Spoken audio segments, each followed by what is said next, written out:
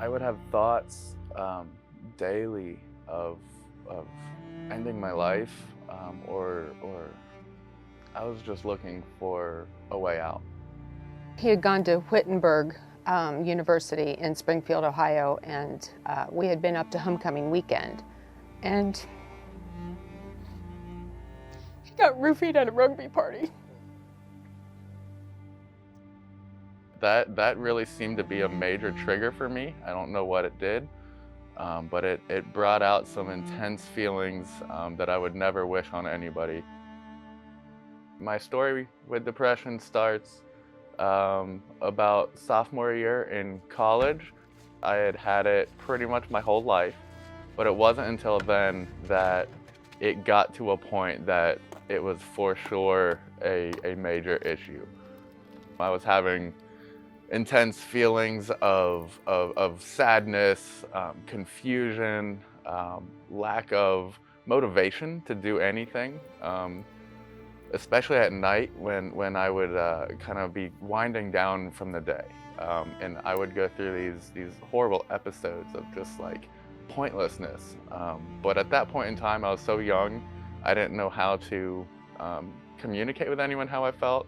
I just remember going to bed. Actually, I'd go to a little couch right outside my parents' door because they didn't like to be bothered, and I wouldn't know how to explain it to them anyway.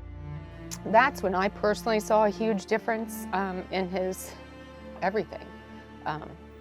His demeanor, his, like he said, lack of interest in his normal hobbies, in life in general. We had a really difficult time getting him through that sophomore year in college. He just was ready to hang it up. When I first got diagnosed with major depressive disorder and generalized anxiety, I thought that it would be something that I could get over. It wasn't until 3 years later, I had been fighting every day with this darkness and pointlessness and sadness.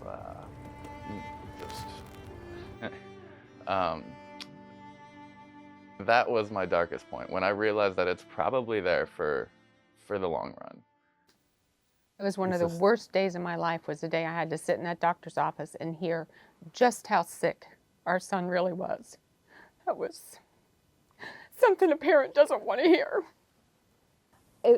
I don't want to say it as taking care of like a sick child, but kind of is. You have to be very delicate. You have to, sometimes you'd have to cook food all the time. You'd have to make sure he's eating, make sure he's taking care of himself at all.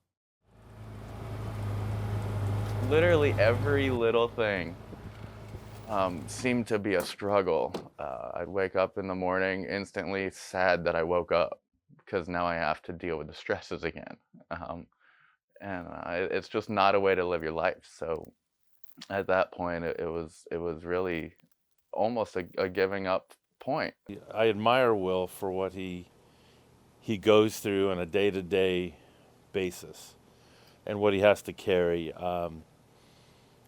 He has to wake up and be ready to fight at any moment. It's a day, sometimes when he wakes up, he's happy, everything's fine, and then you can see at some point that all of a sudden the light starts to dim in his face, and it actually almost looks like a physical change. You just never know when it's going to hit, and how exhausting must it be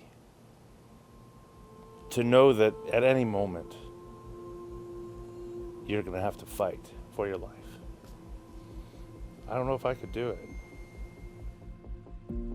I was in the middle of a depressive episode, and I was at my parents' house just to have somebody to watch, be around. There's nothing worse than being completely alone when you're in a depressive time. They had recently been playing pickleball, and they said, "Hey, Will, you should try pickleball." And I said, "No." Basically, my dad lifted me off the couch, literally lifted me off the couch, took me to the truck, took me to Frankfort, Kentucky, to the pickleball court. By the end of that day, I had already started feeling a little bit better. Just getting outside, doing something physically active, talking to people, and it was a sunny day outside, and I remember, like, I remember thinking about how nice the day was. I really learned how healthy pickleball was that day. And I wanted to share it with other people, whether it be for physical health, mental health.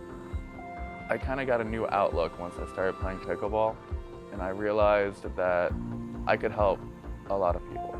And I realized that I could use pickleball in order to reach out to people and personally connect with them and share my story and help spread awareness to the importance of mental health throughout the community and everybody that I reach. So I quickly realized that it would be a lot easier to get people to open up if I could let them feel comfortable without me having to bring up my story. And that's when I created the logo. The logo, it's got a green ribbon on it for the mental health awareness ribbon. It's got a heart on there because through my experiences, I've realized that you have to have love for yourself and other people in order to push through. When I realized that I wanted to make this paddle, I had to obviously find somebody that makes paddles. My father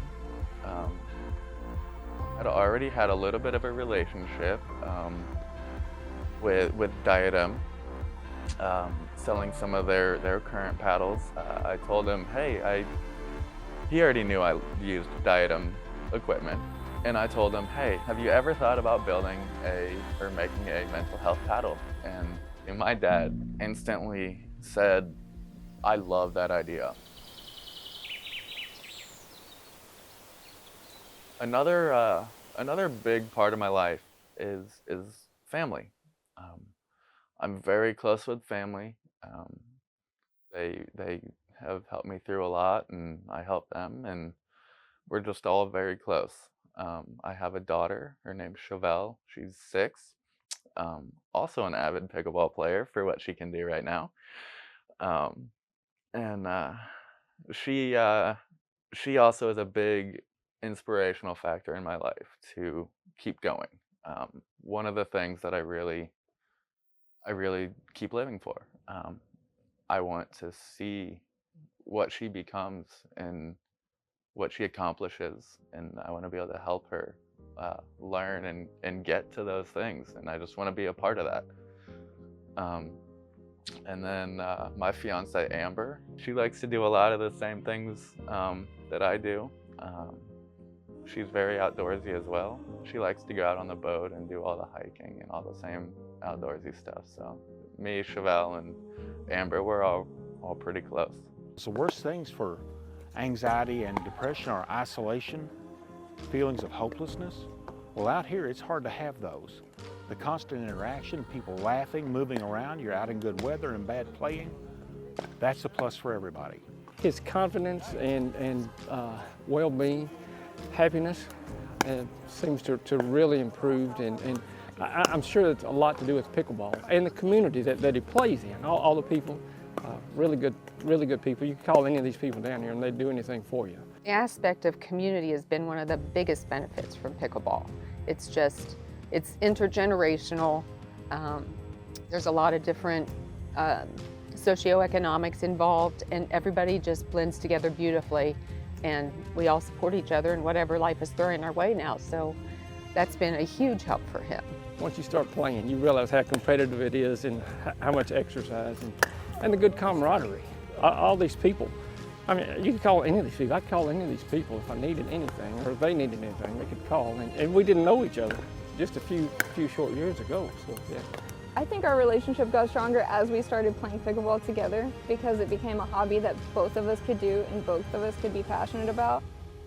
And we're actually doing really good at it. It's something that I guess we were both athletic and did sports through like school, life, everything. And it was something we could start doing and putting our energy into again, but doing it together. I think it has been a significant thing. People are more willing to talk about anxiety and depression. That in itself is good. He has been a great ambassador for not only Frankfurt pickleball, but the sport in general. He's led people onto court. I've seen him coaching and teaching. He's a great outreach person. He has the looks, he has the smarts, he has the personality. He even has his own paddles. So we're very, very glad to have Will as a part of our community. I spent quite a bit of time with Will, sitting around campfires and fishing. And Will's one of those guys that if you need to take somebody with you to get to the top of the mountain, you take Will. Will's going to make it. He's going to take you with him. He is a tremendous individual. I've seen him firsthand really just make his way through some pretty murky waters, and pickleball, I think, has been right at the forefront of that, because everybody knows that you're out here, you're sunshine, vitamin D, you're getting good exercise, so all the endorphins, all the good chemicals are going. The community aspect of pickleball, you've got that social network that's happening, the connection there. I knew that anxiety and depression are very serious issues. They've affected my family as well. So when Will told me, I think pickleball saved my life, I believed him.